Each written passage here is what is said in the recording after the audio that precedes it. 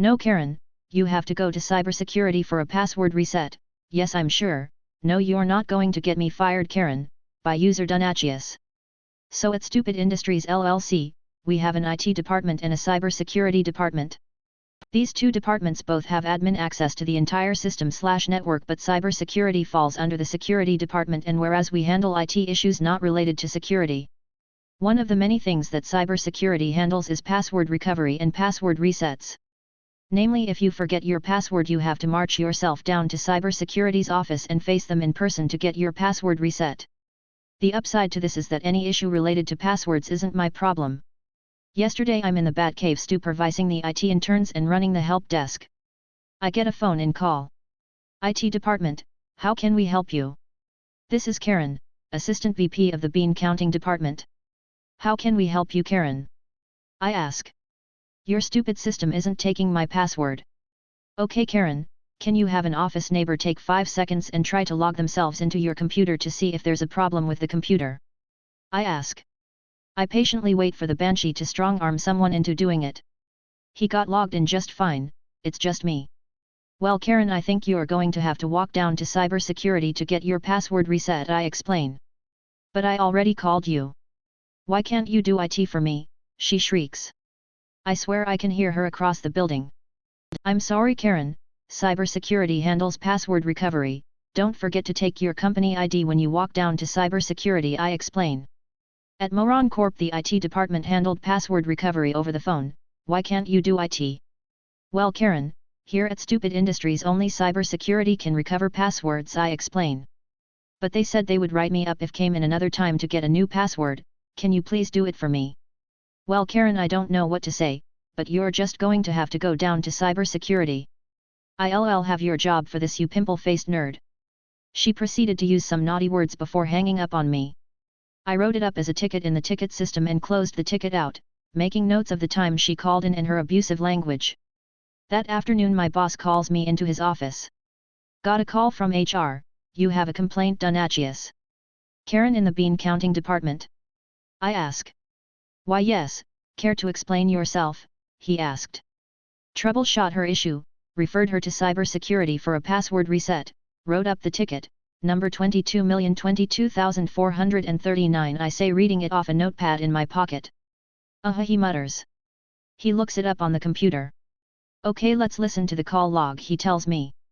7 to 8 minutes later we are having a laugh about it and he emails the head of the bean counting department the call log from the IT line.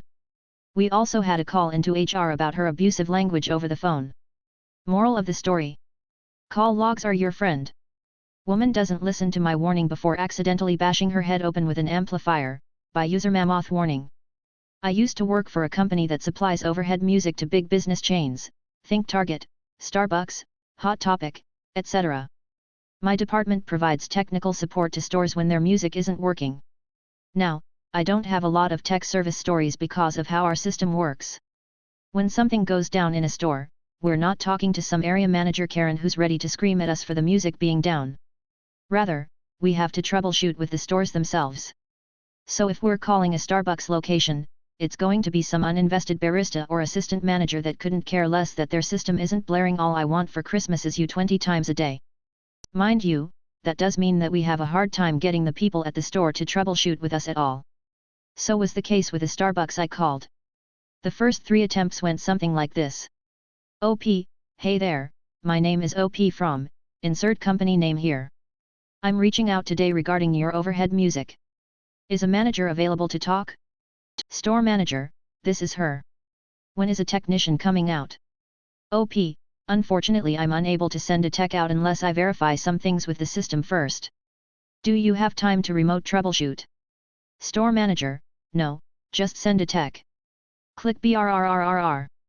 This happened a few times over the course of 2 days, trying to call at all different times to try and catch the store at a less busy time. Unfortunately, due to company policy, we cannot send a technician out except for under 2 conditions.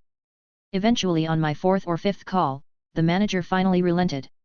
Once we get the store to agree to troubleshoot, it generally only takes 5 minutes. We have very simple setups. A music player connects to the internet for playlist updates and also feeds music to an amplifier. The amp sends the music to the speakers in the store. If you can hook up a video game console, you can hook up one of our players, and even the least tech-savvy person can usually follow along with our instructions for troubleshooting. So, we begin. OP, great! Are you able to locate your music player and amplifier? Store manager, no, I don't know where they are. OP, have you ever changed the volume of the music in your store? Store manager, yes, there's a box with a little knob. OP, that's the amplifier. Store manager, well, how was I supposed to know that? I rolled my eyes and apologized for not being clearer, but continued anyway. Store manager, it's up on a shelf too high. I can't reach it. OP, well, how do you reach it when you want to change the volume? Store manager, I get a step stool, but I don't know where it is right now. I try my best not to sigh in exasperation as she tries her very best to insist that there's no way she can troubleshoot. She just repeatedly asks if I can send a tech and whines about not being able to reach the equipment. OP, ma'am, I'm sure you'll find the step stool if you look. Store manager, fine then, I'll just use my chair. Huge red flag went up. OP, I'd advise against that, ma'am, it might not be stable. SM, I think I'm perfectly capable of standing on a chair, thank you. OP, ma'am, some of that equipment is very heavy and it's not safe to use a chair to reach it for troubleshooting. SM, listen, why don't you stick to doing your job and not worry about what I'm doing, okay? After she says this, I hear some skidding noises coming from the other end of the phone. OP, is everything alright? SM, I'm fine, just rolling my office chair to the shelf. OP, ma'am, please don't stand a chair with wheels. She ignored me completely and just asked, okay, so what am I? She was abruptly cut off as I hear a loud thud followed by an even louder crash. OP, ma'am, are you okay? No answer. I try in vain for about a minute to call out to the woman on the other end, steadily getting more and more worried that she's seriously injured. Eventually someone else picks up the phone. Barista, hey, so she can't come back to the phone right now, her forehead is bleeding. OP, what happened? So not only did she fall off the chair onto her back, but she had brought the amplifier with her. Our amplifiers are about the size of an Xbox and the corners are not rounded. It had landed on its corner on her forehead while she was lying prone on the ground. After a few moments of stunned silence, not knowing where to go from here, I simply ask.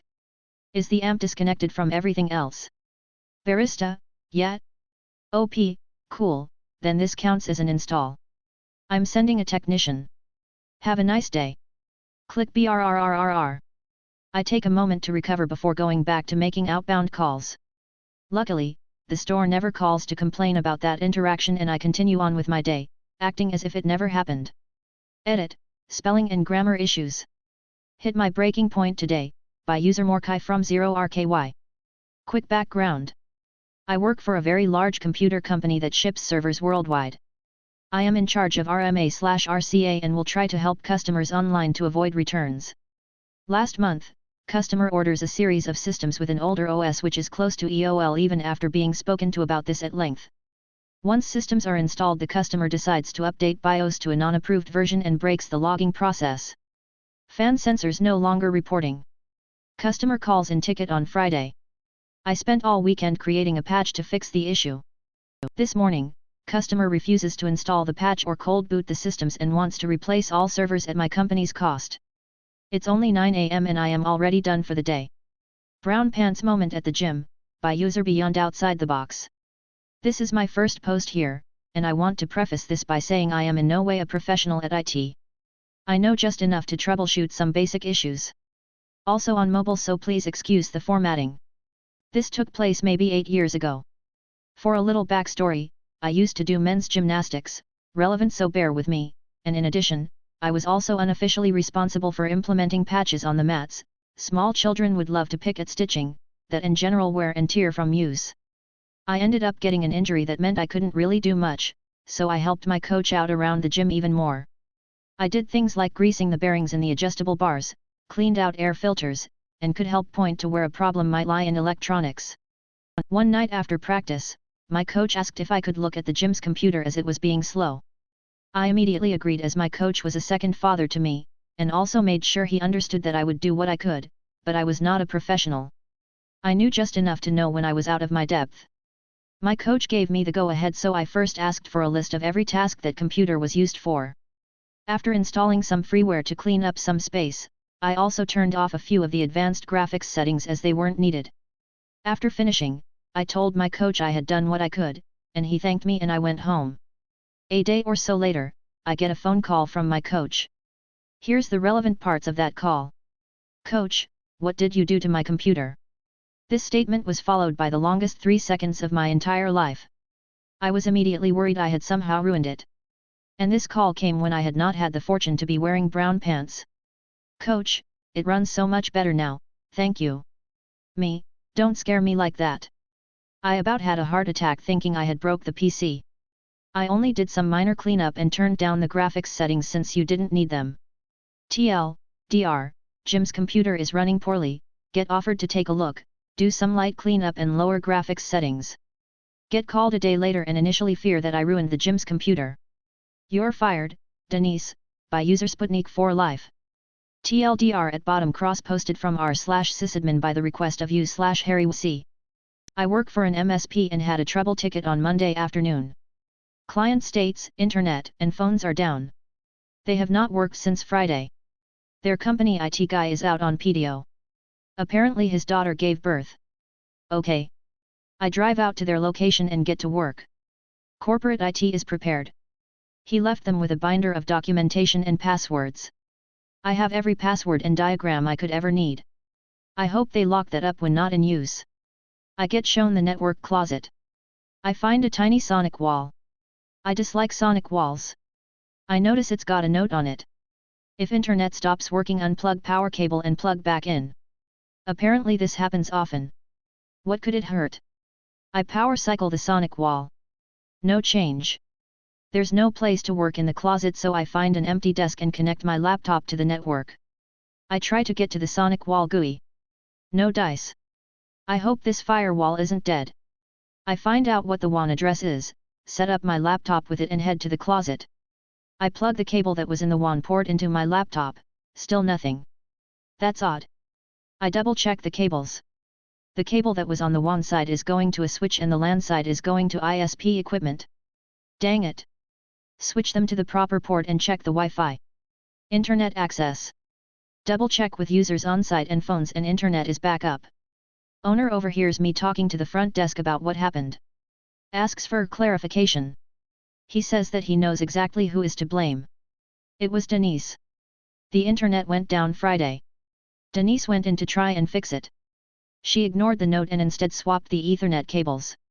She then proceeded to come out of the closet and ask which cable she was supposed to unplug. They tell her and she says, okay. We're good, and leaves for the day. Best part is that Monday she called out because she got wasted over the weekend and didn't feel well.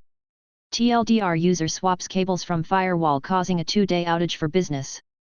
Calls out wasted so she doesn't have to face her mistake.